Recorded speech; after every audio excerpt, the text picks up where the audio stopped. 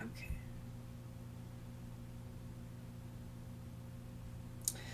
Okay, yay! I think I am live. I'm just gonna double check. Okay.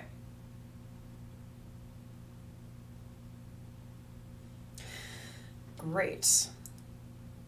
Okay, so happy almost new moon, everyone. Let me get this out of the way. Now, this is super confusing.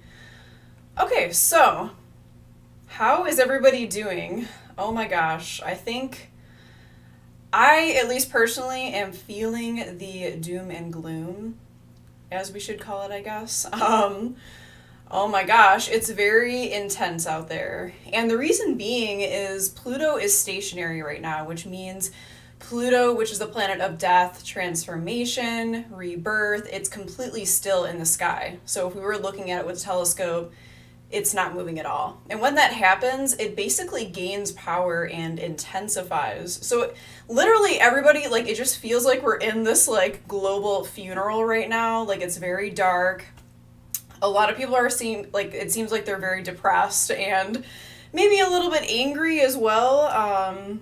It's really interesting when you understand and you know what kind of astrology things are happening, and then you see it like being reflected in everybody outside. So I just wanted to say that these new moons live streams, even though I really love doing them and I really enjoy it, it is for you. So I want this to be as useful to you and as helpful as possible. I'm going to try to break things down as simple as possible. We're going to talk about some interesting things that I think might be relevant right now. And of course, with this new moon, with Pluto being stationary, I definitely felt that some of the darker themes were important right now. It's kind of like a nightmare a little bit for everybody. But the nightmare is about really real things that have happened to us in the past. So, like, real trauma, real things within ourselves that we haven't healed. That's the kind of stuff that's coming out right now. I had some people message me, they're like, what is going on? Several people. And really, we're just being forced to deal with things that we normally suppress, that we don't normally deal with. So it's super intense. It's not comfortable at all. I'm going to put this away just for a second. It's not comfortable, but hopefully what we gain out of that is just the ability to heal ourselves and to be reborn from the ashes. If you have any prominent Scorpio placements in your chart, you're already super familiar with this, having to let go of almost like an old version of yourself so that you can be reborn new. And it's not fun. Like, Pluto is literally the darker, horrible, traumatic, difficult things that happen in our reality. And we really have no choice but to be reborn, but to rise from the ashes and be born as something new. So I want you to have your chart nearby if you want to see how this new moon is affecting you personally. And I'll kind of explain what each of the houses mean. I keep meaning to make a document to send to you guys of what each house means, what each zodiac sign means, and I just keep forgetting, to be honest. So have your chart with you. We're going to go right in. We're going to start simple. So we'll just kind of start slow, see what's going on. This is the image for the video. I wanted to talk about mythological sirens and winged demonesses, just because that's kind of what I'm learning about, but also because there are alignments with the Corvus constellation, which is the crow constellation, which rides the Hydra serpent. There's a lot of symbolism there, and in history, there's literally a demonizing of female deities. It's really supposed to represent the fiery, dark feminine, but there's been a lot of misunderstanding, I think, as we've changed over time into the current patriarchy that is falling also. But okay, so the main thing for this new moon is for sure Pluto is stationing direct. It's intense, it's the apocalypse, it's very dark. Halloween came early kind of feeling. It's a lot. It's extreme. It's hot or cold. We're really going with Hades, into the underworld of our own selves, into our subconscious, into our darkness, into the parts of ourselves that we normally hide. If the microphone is really loud, can someone just text me and tell me? I do have a camera as well, but unfortunately I bought the wrong cord, and I bought 3 different ones too. I don't know how that happened. Okay. So also Venus is in Scorpio right now. It's about to move into Sagittarius. So Venus is our relationships. It's how we love. It's our desire, what we're attracted to, people, art, beauty. It's real. I always see it as like a heart-centered thing because it's how we give and receive love. Being in Scorpio, which is ruled by Pluto and Mars, we're already in an extreme place. We're drawn into the underworld. We're attracted to it. We want to learn about crime. We want to watch scary movies, that kind of stuff. But we're also drawn into the parts of ourselves that we haven't healed. Now, opposite Sedna, I'll talk a little bit more about that. There's the potential for relationship healing, I think, with this new moon, but there's also the potential to not have that and maybe just get really caught up in the parts of our relationships that we don't want to face, that we don't want to deal with, or just focusing on the negative a lot. I'm reading this really great book, and I will bring it up again. It is the Book of Pluto by Stephen Forrest, and he talks about how, Scorpio, especially Pluto and Scorpio generation, but really anyone with strong Pluto or Scorpio placements, it's almost like you can't help but focus on the bad because you're such a healer, and it's like an uncomfortable like feeling of like what's wrong, what's beneath the surface, and like digging and digging and digging for something that's not there. That can be happening in relationships right now, for sure. It's like all we see is the wounds and all we see is the trauma and the darkness. So obviously it's kind of a mess, but we do have the potential to heal from that too. The asteroid Cassandra is opposite Venus. We'll talk a little bit about her mythology. Greek mythology is honestly traumatic to read, just to read sometimes. Like, it's the brutality against like the goddesses and the women, and it's really rough, so I'm not gonna get too much into it because I feel like we're already in that place of like just being in a dark mindset, feeling a bit dark. So I don't know if I want to like overload everybody with like super traumatic mythology right now. So I'll kind of just sum it up and see what's relevant. Okay, so let's go. So let's talk about Pluto, because that's really the most important thing right now. Pluto, Pluto, Pluto. So, okay, Pluto is stationary right now. Pluto has been in Capricorn for a long time. Pluto is the planet of horror, trauma, transformation, rebirth, devastation, catastrophe. So it's not like Uranus that's just like little changes, like crumbling a tower here and there. It's like, it is the apocalypse. Like, and again, Scorpio placement, people will relate to this of you can't just change a few things. Like, you have to literally be reborn and reinvent yourself. And we're like all in it right now. So it's like a collective like rebirthing process. Oh my God. You just feel it out there. We're starting the skin shedding process, and it's scary, and we feel vulnerable, and things are bubbling up from our subconscious, and it's a lot. And I wrote here, the horrors of life. This is what Pluto is. Pluto is the horrors of life that destroy all that we are so we can be reborn from the ashes. It's not just random changes like Uranus. It's complete and total destruction of everything. So again, here's this book. This is a great book. I've not even come close to finishing reading it yet, but as soon as I started reading it, I like wanted to cry. It's just, Stephen Forrest is finishing reading it yet, but as soon as I started reading it, I like wanted to cry. It's just, Stephen Forrest is such a great astrologer. I really love his work, and this is actually from that book. The Holy Spirit gave us all unconscious minds for most excellent reasons. The universe seemed to recognize that we would all have experiences which we were simply not capable of processing in any useful way at the time we encountered them. We have evolved or been given a kind of storage mechanism for these intense events, these encounters with overwhelming catastrophe, these icy contacts with that which we name evil. So yeah, Pluto's kind of evil. It can definitely seem that way, but, and I'm not going to sit here and be like, oh, everything happens for a reason. I personally believe that, but I would never force that belief on anybody.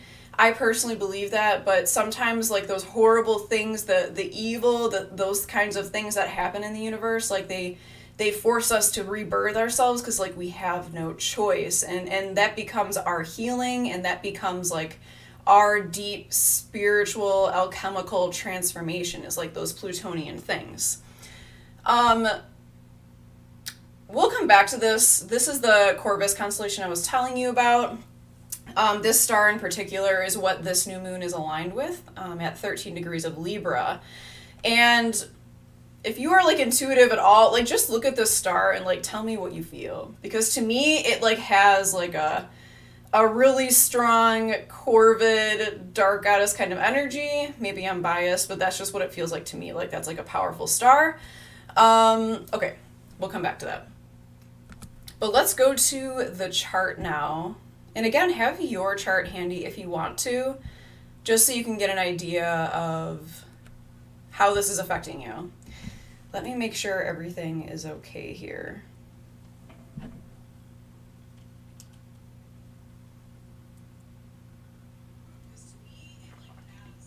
Okay, it looks like everything is fine. Okay, so let's get into the astrology. So, let's just start with the basics. So basically right now we have the sun, the moon, Mars grouped together at 13 degrees of Libra. Numerology is a whole other rabbit hole. I won't really get into that too much. 13 degrees is the 13 moons. It's a very feminine number. It's a very goddess-oriented number. So having all three of these grouped together is significant. We also have Mercury here too, a little bit farther away. So if you want to know how this is affecting you in your life personally, look at your chart, see what planets you have in Libra, see what houses Libra falls into. And you also want to look at Capricorn, because Pluto in Capricorn, that's going to show you where the rebirth is taking place in your life right now. I actually can't even recall what house this would be for me. It's either the second or the third. So if it's in your first house, Pluto or this Libra cluster going on, if it's in your first house, you're going to be planting new seeds and renewing and changing and transforming your identity, how you see yourself, how you fight with others, how other people see you. If it's in the second house, that's your values, your finances, what's important to you. I personally see this like as like your deepest roots, like in your family.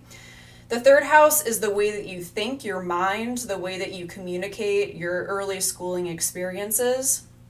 If it's in the fourth house, and again, it can be in two houses as well. I would just look to see what houses altogether Libra is ruling, or Capricorn, or even Aries too, because Chiron is in Aries. It's all relevant in a way. Okay, so in the fourth house, it would be your childhood, your home, possibly something to do with your mother, how you feel emotionally nurtured. In the fifth house, it's your creative self-expression. It can be children or how you create things in this reality that express yourself, like your unique self, being heard also.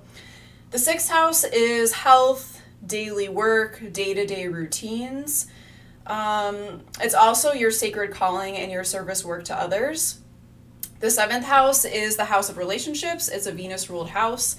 And so is the second house too, which is what rules Libra. The seventh house is your partnerships and also your out in the open enemies. The eighth house is deep spiritual transformation.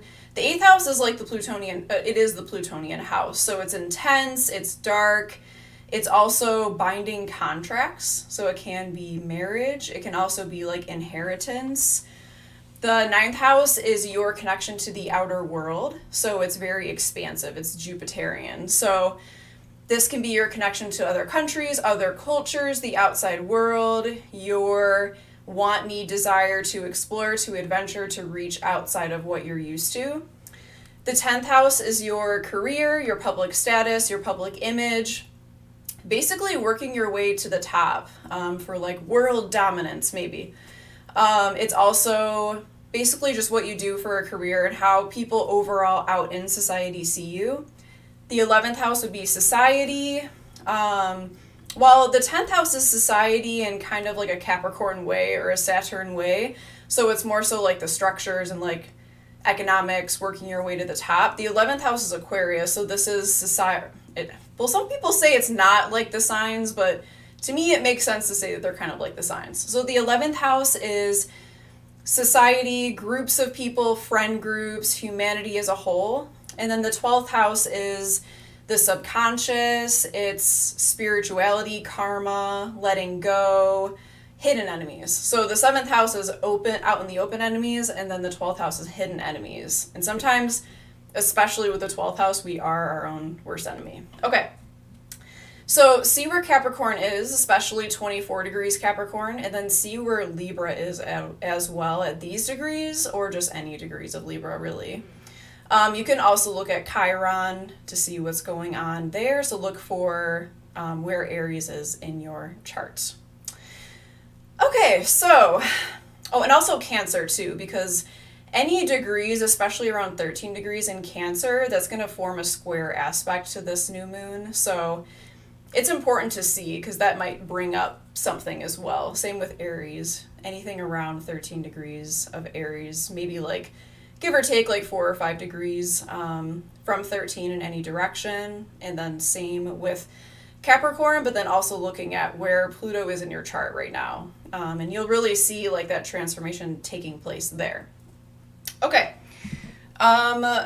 I don't know if like the chat is working. For some reason I can't figure that out. But if you have any questions, just feel free to ask me afterwards. Okay, so let's start going through the different aspects. We have some yads here. We also have this trine action going on here. It's a little bit wide though. So, okay, so the first thing I'm going to talk about is Mars, the Sun, and the Moon are forming a quincunx to Uranus. So this point right here is really grouping these three together, and it's forming this quincunx to Uranus, which is also connecting to Pallas here, which is a goddess asteroid, and then connecting back to a quincunx. So that is called a yad in astrology. It's a very like frustrating aspect. And as you can see, these green dotted lines, we have a lot of frustrating, irritating points right now because those points aren't really working together. It can kind of feel like the things that we have to solve right now, it's like we're aware that they're there, but they're like just out of view. So we can like sense that there's frustration and irritation, but we don't really know what to do about it right now. Now, the good news with like a yad is that the apex or the top of this sort of witch's hat triangle here, that's our way out. So the way out is like literally this new moon. Like that is the way that we solve whatever we're dealing with right now. And looking at this chart, we're dealing with a lot. It's not easy, it's not simple, and it's not going to be the same for anybody. It really never is. But Pallas Athene is the warrior queen in astrology. She, in the most basic terms, she kind of represents that separation that historically women have had to have of their own femininity in order to fit in with a society that is so male-dominated and male-driven. So she's like that part of everyone, because everyone has feminine energy, that part of everyone that feels in order to work their way to the top, or like to work in society, in a male-driven society, it's that part of femininity they felt like they had to put away. So like the first thing I think of is like the demonization of girly girls. You know, like anything that girls like has just been kind of labeled as stupid, like pink is stupid, and like literally just anything like those like stereotypically girly things, those are kind of like looked down upon, but it goes deeper too. It's almost like how women have had to, or anyone really with a lot of dominant feminine energy has had to almost like tuck away and like put aside that part of themselves that is feminine so that they can fit into society, which is kind of like, it's kind of sad really, but the goal is to like incorporate Medusa back into this, so to gain our power back. So it's more of like a journey, not so much like a, you know, it has to be this way energy. And then Uranus is the planet of unexpected changes. So expect the unexpected for sure.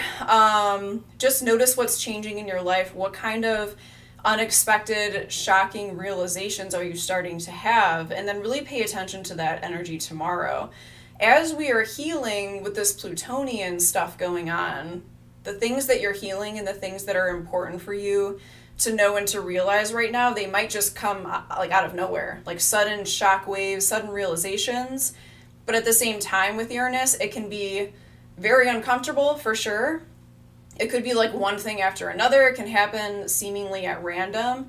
And it's very much the Tower tarot card. It's the downfall of structures that just don't make sense, that aren't serving you anymore. So that's really the first thing. It's a lot of change and a lot of frustration. There's a lot of quincunx aspects. So don't be ashamed or be down on yourself if you can't solve every single issue you have right now. It rarely works out that way. You can still rebirth yourself and reinvent yourself while working on those things one by one. That's like the energy I'm getting from this. You don't have to do it all at once, and rarely do we. And if we think that we can do it all at once, usually those things like creep back up and we're like, oh yeah, we actually didn't deal with that, and there actually is a lot more work to do. So the next thing would be Mercury quincunx Neptune. So Mercury's in retrograde. Lots of retrograde stuff going on here. We have Neptune, Pallas, Chiron, Uranus, Jupiter, Saturn, all in retrograde, and Mercury. And we also have Pluto about to go direct. And Saturn and Jupiter will go to direct soon as well. So mentally, we're a bit foggy. It's a bit unclear. We're not really sure what we want. We're not really sure what to do. We're trying to make things linear, and it's just not happening right now, is how I would put that. And also, I don't have it up here, but the goddess asteroid Hygeia is trine Sedna, and Venus, which is our relationships, is sextile Hygeia. So, again, I see this as relationship healing, maybe, but I also felt as I was looking at this, like medicine is needed. Like we need the medicine in our relationships. I can't tell you what the medicine is, but like we need it. There's some kind of medicine, some kind of healing antidote that we need, I think, for our relationships and for our own hearts. Even though Libra is about relationships, it's literally the sign about the other. We cannot forget about ourselves. So as we heal ourselves, our relationships will heal. And maybe as we heal relationships, we will heal too. So it's a nice symbiotic kind of relationship. Okay, so the other thing I want to talk about was Cassandra. The asteroid is opposite Venus. So let me get out of here just for a second. So, like I said, this is like some really heavy stuff. So I don't know if I want to talk about it too much. Okay. So in Greek mythology, basically to put it short, let me look at my notes here.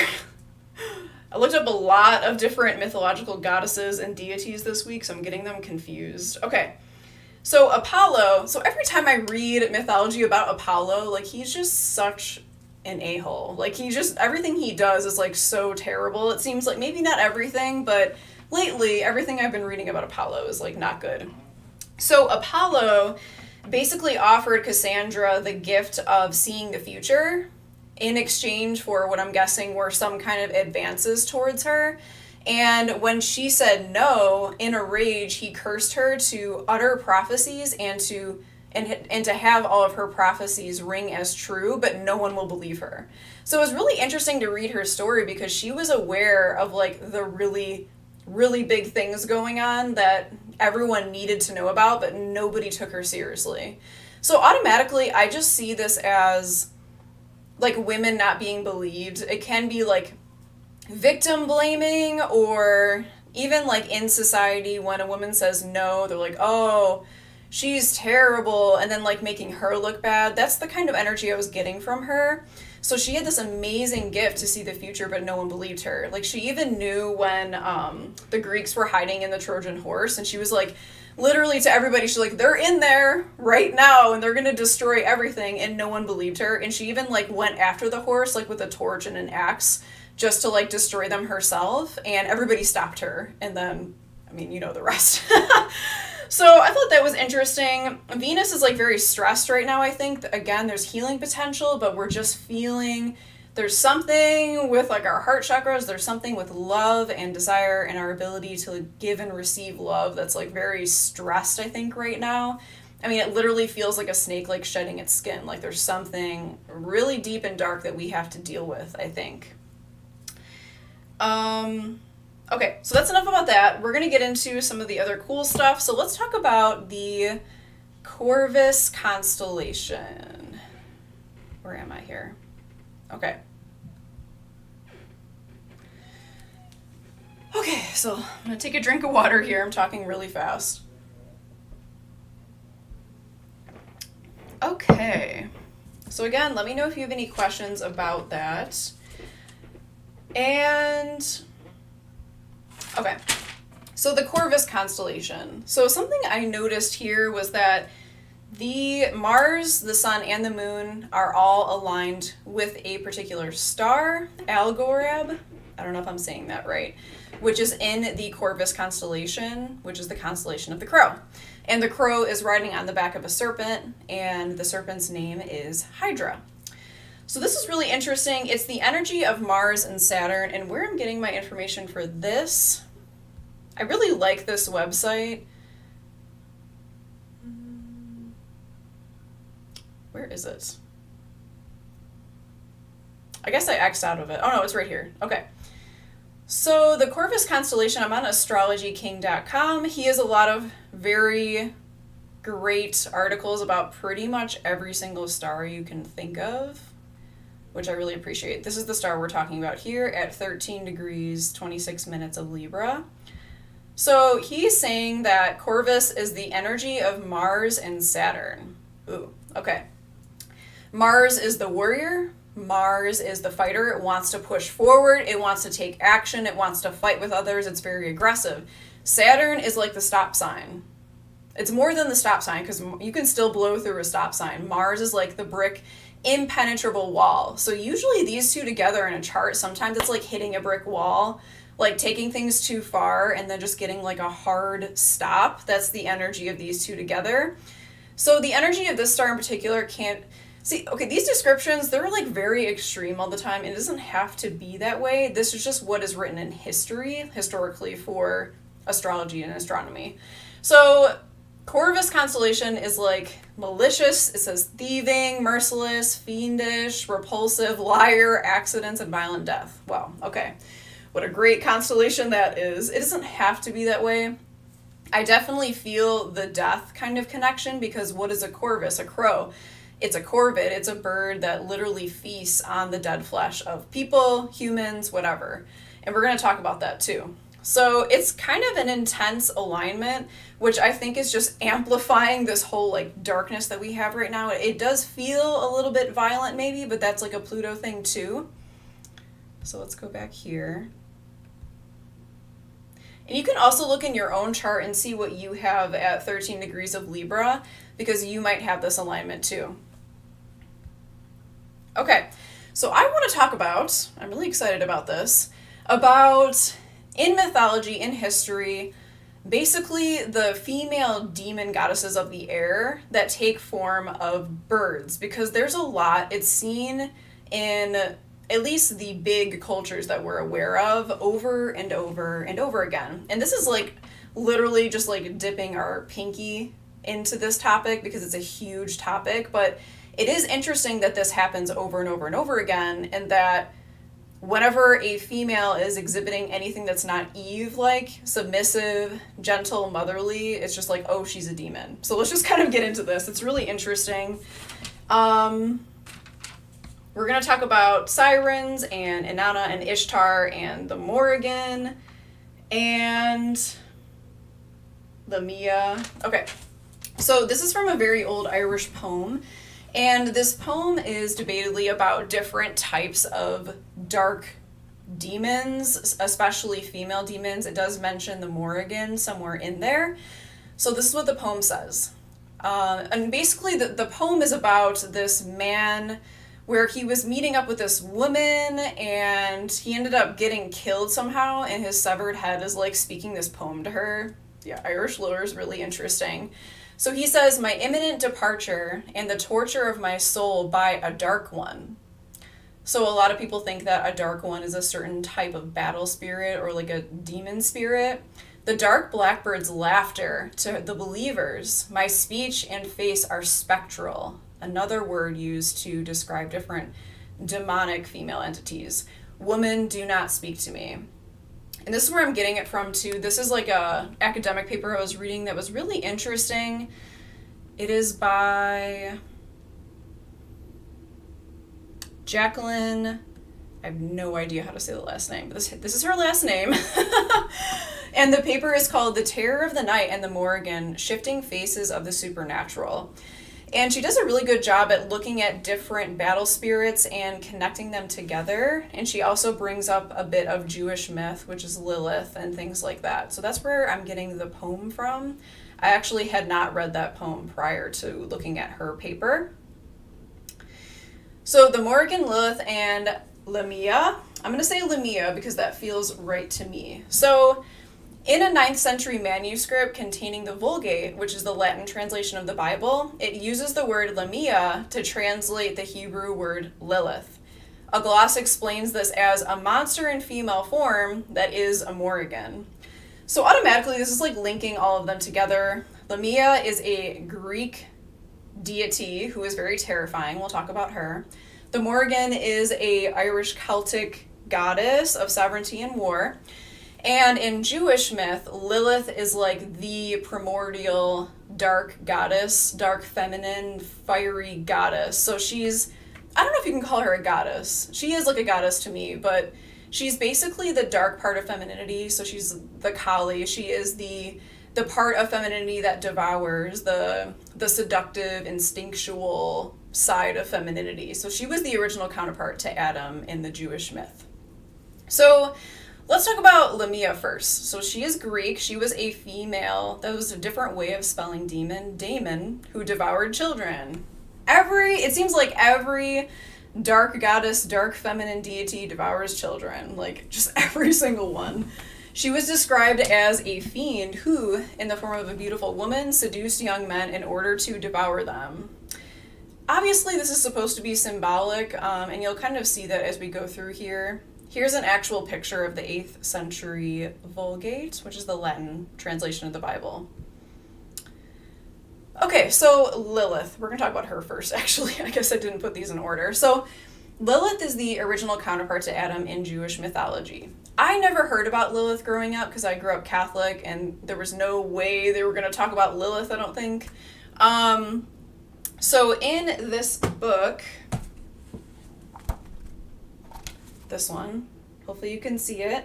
It's called The Book of Lilith by Barbara Black Koltov, and it's really great because she gives she does give her opinion a little bit, but it's a very historically accurate depiction of who Lilith was. Like, it's not just making things up, it's pulling from like the original text, which I really appreciate. So she calls Lilith a long-haired, irresistible she-demon of the night. She was an enchantress who seduced men in their sleep and was forced to diminish her light. She also refused to submit to Adam, so voluntarily exiled herself from Eden to live in the wilderness. And this is what the original story says. So Lilith was the original female that was made alongside Adam as his equal. She was not made from his rib. She was made as his equal. And they were two fiery spirits that just constantly fought. And there's actually a picture in here of art depicting this. Okay, so hopefully you can see that. So what happened with both of them being fiery spirits? Adam being the sun, and then Lilith being like a fiery lunar kind of energy, but the moon, it wasn't the moon yet.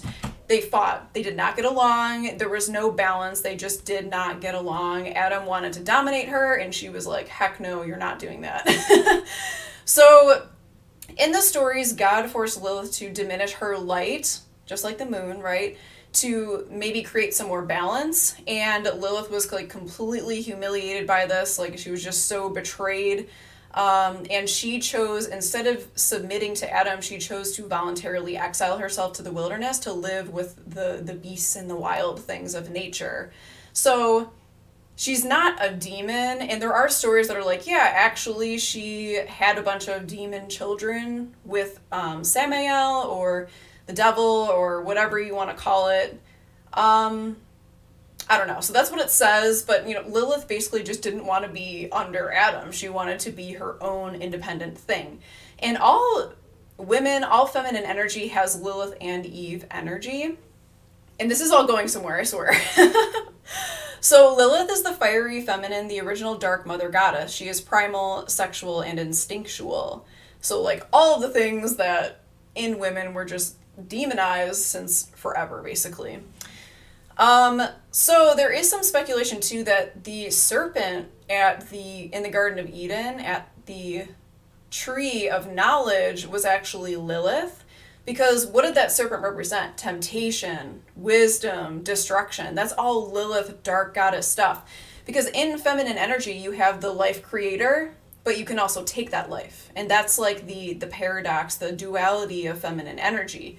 And in this book, actually, the book of Lilith, she talks about how a suppressed Lilith like causes certain women to kill their own children or to escape their families and just abandon their families. Like that kind of like, obviously that's like the most extreme, but like that's what happens when maybe women are like forced to submit. Not making excuses for people who are like that, but that's like intense demonic, right? Like Lilith energy. So there are these two things and they're meant to be in harmony, and they're supposed to, I'm kind of picturing like an Ouroboros or like a figure eight. They're supposed to like work together.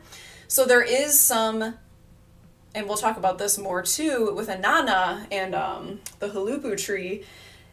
With Lilith here, it could be her maybe representing that temptation, representing wisdom, right, on the tree of knowledge, because the snake really is wisdom. That's feminine wisdom.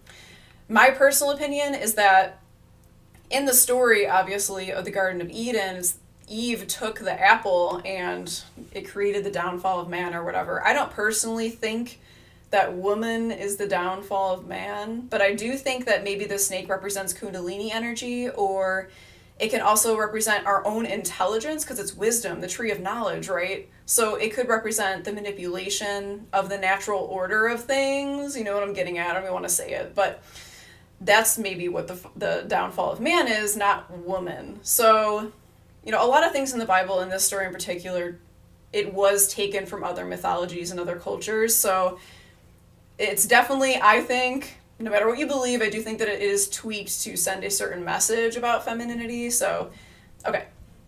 And this is the Lilith symbol. In astrology, there are a bunch of different Lilith points. This is one of them. Okay, so in the book of Lilith, this is the book I'm talking about. If you want to learn about Lilith, again, I highly recommend this book. It is great. Lilith, a notorious night demon, grows long hair. Lilith, a female demon of the night, has human likeness, but she also has wings, okay? Think about the wings just for a little bit. In those years, after his expulsion from the Garden of Eden, in which Adam, the first man, was under the ban, he begot ghosts and male demons and female night demons, or Liliths. Adam severed his connection with his wife for 130 years and wore clothes of fig vines on his body for 130 years. That statement about Adam begetting Lilim was made in reference to the, I'm not going to say it because this is YouTube, he emitted accidentally. So this is basically where the whole Lilith being temptation comes in. It's really interesting to read the stories because they talk about Lilith being this beautiful, like seductive, like irresistible female, but at the same time she's a demon and she eats children. So, you know, just come to your conclusions about that. And also, what else did I want to say about this? So she was also compared to a serpent, a dog, a donkey, and an owl, screeching nightjar, and the soul of every living creature that creepeth. She was Adam's first wife, the female of Leviathan, I don't know how to say that word, the wife of Samael the devil and King Ashmodai, the queen of Sheba. And she was also considered to be a consort of God himself. So that's really interesting too. So she was, in a lot of texts, said to be God's consort, but again, she just refused to be this weaker version of feminine energy. So that's Lilith. Read the book. It's amazing. There's a lot of great books on her out there. So let's go to Lamia. So Lamia is in Greek mythology connected to Lilith. Remember they were compared, what I was saying in the beginning, the word Lamia was used to explain and translate the word Lilith in the text. So she was a serpentine queen of Libya. So she was a demonic being in Greek lore. She's basically, what I read, I'll have to ask people this who actually live in Greece, but it says that she was basically like the boogeyman, like in Greece, in Greek lore. So it was kind of used to like scare children into behaving well. which is terrifying. So she took the form of a beautiful woman, a snake with a woman's head, or a terrifying monster with deformed lower limbs and the ability to take out her own eyes. Lamia devoured children out of grief because Hera took away her and Zeus's children. So she was one of the many mistresses of Zeus, and Hera, of course, punished Lamia, not Zeus, but punished her by forcing her to stay awake for all of eternity, so she had to grieve her children 24/7, because Hera took away her children as well. So she was forced to grieve 24/7 for eternity. So Zeus, out of pity, gave her the ability to like take out her eyes at will, which is just so creepy. Oh my god. So much creepier than whatever the boogeyman was supposed to be, I think. So Lamia is obviously women's loss, pain, and grief. Now there is this connection with these love and war kind of goddess deities, that there's something with like the grief too. There's something with grieving, either in her case, Lamia's case, it's the children, or in the Morrigan's case, it's grieving on the battlefield. There's something with grief. There's something with women like wandering in the night looking for their children or looking for their lost loves. Like that's a story you can just see over and over and over again, like throughout history. There's so many stories, and there is definitely a connection with Lamia and Lilith and the Morrigan too. And then I wrote here, Hera took away her ability to sleep. What a horrible story. Oh, again, Greek mythology is just so traumatic. So Zeus granted her the ability to remove her own eyes, which I don't know. Okay, and to shapeshift. So I guess in Greece, mothers are like, oh, don't go out too late, Lamia, look at you. And okay. So and also in the Basque mythology, Lamia, and there are different spellings, they're depicted as being very beautiful. They're like river nymphs. And they have like beautiful hair, and they like comb their hair with a golden comb, and they have like duck feet. Okay. So that's her. Let me know if you ever heard of her before. I had kind of seen the name in passing, but I didn't really do research on her. She definitely connects to Lilith and some of the other goddesses we'll get into. Then, of course, we have to talk about the Morrigan. I'm dedicated to the Morrigan. She is the Phantom Queen and the Great Queen. So the Morrigan is from ancient Irish Celtic lore. She's a goddess of sovereignty. Everyone says she's a war goddess, but she's really a sovereignty goddess, because war is just sovereignty in action. So she is also a shapeshifter. Lamia is a shapeshifter, and so is the Morrigan. The Morrigan is a shapeshifter who uses battle magic and prophecy to determine the outcome of the war. So she has like amazing like magical abilities. A lot of her stories are about using battle magic. She has many different forms or versions of her. And for purposes of this, I'm kind of circling back to the Crow constellation. So Bav is one of the Morrigan's versions. So sometimes the Morrigan appears as like a triple goddess, not Mother Maiden Crone, not that. That's like a Wicca thing that was like invented, I think it was in the 70s. Triple goddess as in she appears in threes. So it could be like the Morrigan, Nevan, who is here, and Bav, or it could be she also has like a Maca personality, I guess you could call it. Baynid, which is like the wife of the war god. So she has all these different versions. Bav literally means crow. So I call her Battle Crow. She is connected to the screaming and shrieking of carrion crows. And I'm getting this information from this fantastic book called The Book of the Great Queen by Morpheus Ravana. This is a great book. It's a tough read. At least it was for me, because I wasn't familiar with anything at all about Celtic mythology until I read this. But if you want to learn about the Morrigan, like this is it. Like everything you'll need to know, not everything, but a lot of what you'll need to know is in this book. So in Cuchulain's boyhood tale, he hears the Bav crying from among the corpses. So again, there's this grief, and like I think grief, and it just makes me think of like the very sad thing of like women losing their children, either in childbirth or however they lose their children. That's dark goddess energy too. It's not just devouring and killing, like it's grief too. It's that part of woman that feels so deeply and just feels that loss that only a mother can feel. Like that's what I think dark goddess energy is too. She also incites people, it really depends on the situation, into battle. She's also associated with war frenzy and prophecy. She's also depicted as a white hag or cursing crone. So sometimes she's depicted, oftentimes, as a hag, like a very like scary, like creepy looking hag with white hair too. And another version of the Morrigan is Nevan, which is battle fury or sacred poison, is kind of what the etymology of her name is sometimes written as shrieking over the battlefield or the battle encampments of the two different groups, sometimes causing warriors to drop dead in fear.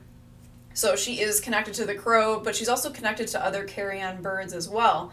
So there's this connection with like female war goddesses, because they do call the Morrigan a demon sometimes too. Female demons and crows and the carrion birds, and what do carrion birds do? They eat corpses, like they eat dead stuff. So this is, in my opinion, pointing to that part of feminine goddess energy that devours, that consumes, that sometimes takes life, if not literally, like figuratively too. And this art is pretty cool, except for like the belly shirt. I don't think she would have worn that or appreciated that, but besides that, I think that's a really great art piece. Okay, so now we are getting to the sirens. So I read the Odyssey when I was in high school, I think, and I thought it was a really, really, really cool story. And Beowulf and all of that stuff, I just loved it. So sirens in mythology, you're probably familiar with them in like their mermaid-like form, probably from the Odyssey. But I was really surprised to find out that they were originally like bird women. Like they literally had wings and bird feet, and there was no talk really of them being mer people until later. And there were actually male sirens too, which I think this is supposed to be a male, I don't know. So it's really interesting that again we see this bird and like demonic kind of connection with females. So sirens were originally women in bird form with wings and scaly feet, and they're basically what sirens were, in the Odyssey at least. They were like these mermaid kind of creatures that sang so beautifully to lure men to their deaths, because the men would just like hear the song, jump off the ship, and then they would like devour them basically. So Leonardo da Vinci wrote about the sirens. The siren sings so sweetly that she lulls the mariners to sleep. Then she climbs upon the ships and kills them. The sirens were kind of connected to Persephone and Demeter later. So Persephone, basically the queen of the underworld, she spent half the time in the underworld, half the time above earth, like creating life. Again, seeing like she rules death and life. So she creates life, and then she also goes to the underworld for half the year and death. So that's like the two parts again, the Eve and the Lilith. This is a really interesting painting too. So, sirens were bird creatures. Okay, let's go to the next one. So this was in the Odyssey by Homer. There is some evidence that the Odyssey was not just written by Homer. It was like an oral tradition that was passed down over time. So Odysseus, he stuffed his sailor's ears with wax. This is in the story of the Odyssey. He wanted to hear what the sirens sounded like, but he didn't really want to jump to his death. I guess he didn't feel like it. So he stuffed all of his sailors' ears with wax so they literally couldn't hear. And he was like, hey, you guys tie me to the mast of the ship so I can hear the songs, but I won't basically kill myself by jumping over the side of the ship. So they did that, and while they were passing through, this painting is so cool, because this is really what they were supposed to look like, is like these birds. He wanted his crew to untie him, and he was like trying to like with his face, like telling like, untie me now, but obviously they just kept rowing and he was able to escape. The bird creatures, the bird women. This was a mistake because I was thinking about Maca, which is one of the Morrigan's versions. Maca's mast was a thing. So in ancient Irish culture, they used to collect the heads of the people that they would kill in battle, and they would like put them on sticks. I don't mean to laugh, but it's just crazy to think about. They would like put them on sticks and like collect them, and they would sacrifice them or give them to the Morrigan as like an offering. Like that's pretty hardcore. Like I'm just here like burning a little herba santa, and these people are like literally giving her severed heads back in the day. Cuchulain's death, so he would tie himself to a tree in the story.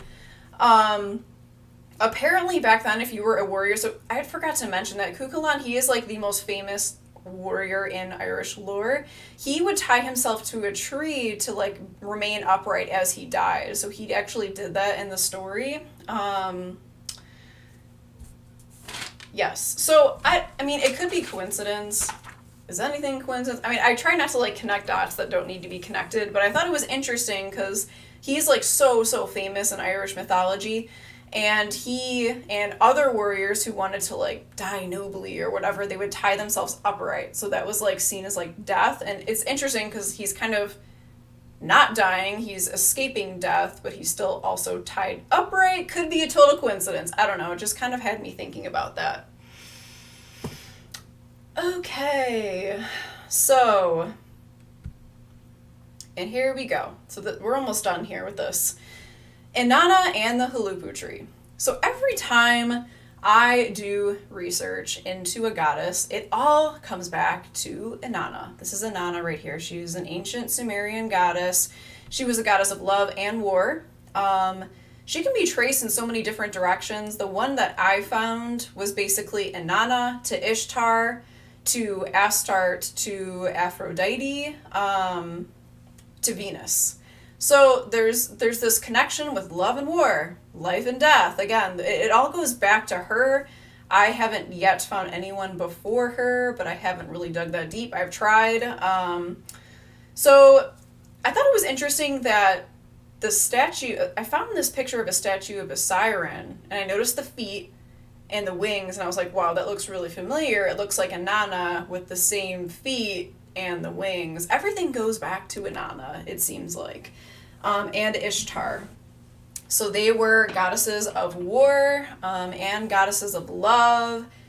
I think the war part was maybe emphasized more so, and then over time, which makes sense with history, it was actually the side of love and life-giving that was amplified more. There actually is like an Inanna asteroid too in astrology. So there is a whole story about Inanna and the Hulupu tree. So the Epic of Gilgamesh, this was a preamble to that story. You've probably heard about that story. It does involve Inanna. It's a really interesting story. I haven't read it thoroughly, but it's very fascinating. Inanna, in the actual Epic of Gilgamesh, she descends to the underworld to meet her dark sister. So that, again, could be like the dark goddess and the light goddess analogy. And her dark sister kills her, or forces her to like strip herself of everything that makes her who she is, and then kills her. But a lot of people think, myself included, that this is like an analogy to the dark goddess seeing through you, seeing through everything that you think makes you you in the light. Like they kind of just see right into you, and then killing you, forcing you to go through this transformation. So there is some debate also that the Hulupu tree is basically where the tree of knowledge and the Adam and Eve story came from. So what is the preamble to the Epic of Gilgamesh? So the story of the Hulupu tree, I am not going to try to paraphrase it, so I would rather go here. So basically in this story, this is a paper by Johanna Stuckey. She does a good job talking about how maybe this almost like demoted and like downplayed how powerful and amazing Inanna really was, which really doesn't surprise me. She like rescued this tree and planted it in her own sacred grove, the Hulupu tree, so maybe a poplar tree. And she waited for it to get large enough to be made into a chair and a bed, which Gilgamesh helped her do because she demanded it, supposedly, in the story. Unfortunately, this is the important part. 3 creatures settled into the tree. In its roots, quote, a snake which fears no spell. The second one, in its trunk, a lilitu, a female spirit. And in its branches, the Anzu bird. Interesting. So obviously people saw Lilitu, they're like, yeah, that's Lilith, for sure. Like, it has to be, right? Maybe not. In this book that I have, she was more connected to like a goddess of wind. this one by Barbara Black. She says that Lilith was kind of like a wind spirit. She says in this book, during the 3rd millennium BC in Sumer, she, Lilith, was at first Lil, a destructive storm or wind spirit. So I don't think that she made this connection. I should probably double check. It doesn't really feel right to me because, like, as far as like the origins of the word goes, it could have just meant female, which a lot of like these female demonic names, they did start with like just a word to describe females, and they kind of like turned into what they were later. And in its branches, the Anzu bird. Interesting. So this is like a pretty cool depiction. I could not find the artist, so I apologize. I really tried. All over the internet, there's lots of like using people's art and then not saying who it's from, and then I can't find it, and it's like a whole thing. Okay. So this is like the Anzu bird. It's like an eagle-like bird, I guess. Here is the serpent at the roots. And this depiction makes what I believe is supposed to be Inanna, like the actual tree itself. So this Anzu bird, if you are familiar with tarot, I made this connection and I was like, I don't know what to do with it, but that looks familiar, doesn't it? So that looks like the Anzu bird, if you ask me. This is the star card. This is about feeding humanity life, like metaphorically. And what's also interesting is that this is the 8-pointed star, which has been connected to Inanna and Ishtar since forever, basically. So I don't know. There's more with that, and then there's also like Aurora and like Lucifer and like all of that stuff. But I still need to learn more about that. Okay. So this is supposedly an art piece of the serpent in the Tree of Knowledge. Tell me why the serpent looks like a woman and has like a woman's body. You know, that's interesting. What are they suggesting here? And this is just a quote from that paper that I showed you. So, connection with the birds, and also Inanna is connected with owls and lions. So, yes, basically everything goes back to Inanna. So coming back to like the crow constellation, I personally see this as like a dark goddess kind of energy. It's the energy of Mars and Saturn. And this is really important for this moon. Like everything with the dark goddess, there is this dark goddess awakening. There's a goddess awakening in general. And the dark goddess is definitely making an appearance, I think, and trying to come up within us so that we can regain our power and embody the warrior part of dark goddess energy, which is fight back against our oppressors. And that's what Lilith is all about too. Fighting back against our oppressors, you know, fleeing the situation, just as Lilith kind of fled into the wilderness. That's not really embodying your power. Like, I think this dark goddess aspect is trying to push us to embody the war goddess, which is fighting our oppressors, you know, facing them, taking back our power with force. Like, that's an important part of femininity too. It's not just being gentle and all that stuff. Okay. So I think that is pretty much it. We've been going for about an hour here. So take a deep breath. It is going to be okay. My teacher, Rick Levine, he always talks about a snake shedding its skin or a scorpion shedding its exoskeleton. It's like it doesn't know at that last moment if it's going to live or die. Because when a snake is shedding its skin, it's such a vulnerable time. Their eyes like glaze over as they're shedding their skin. So they're really susceptible to attack, and they feel very on guard and scared and vulnerable. And I think that's like the general vibe pretty much of everyone right now, that I've seen anyway. It's a very like scary, vulnerable time. Maybe you Scorpio placement people are like, yeah, this is fine. I do this every single day basically, but it seems like for most people, they're kind of like having a little bit of a hard time. And I think that's like why I was drawn into this like Lilith, Lamia, the Morrigan kind of stuff, because we're also being drawn into the feminine, being drawn into the war goddess aspect of the dark goddess, which is super important. And that will kind of give us, I think, that oomph and that power to get through it and to stand up for what we believe in and to fight back. We can't just flee. We can't ignore it. We can't just pretend like it's not happening. We have to face it. We have to be, like the Morrigan, if we even can, like face those things, like fight for what matters, fight for yourself, fight for other people who don't have a voice or people who are being mistreated. Like we have to like apply that. But right now, because it's very much, even though it's the Libra new moon, it really is about the self, because Libra is learning about themselves through the relationship. So it's still self-centered. It can be in a bad way, but not in a bad way. They're still learning about themselves. I think that we're still meant to learn about ourselves, but also apply that kind of like dark goddess, like allow what you don't need anymore in life to be consumed. Like let it be devoured. Devour it yourself and use it for fuel as you kind of remake yourself and plant these new seeds. Okay, so I hope that was helpful for you. It was really fun for me to actually research all this. This is the stuff that I look into anyway, so I'm really happy to share it with you all.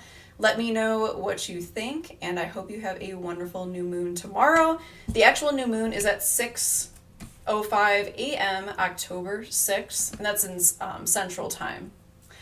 Okay, I hope you have a wonderful rest of your night, everyone.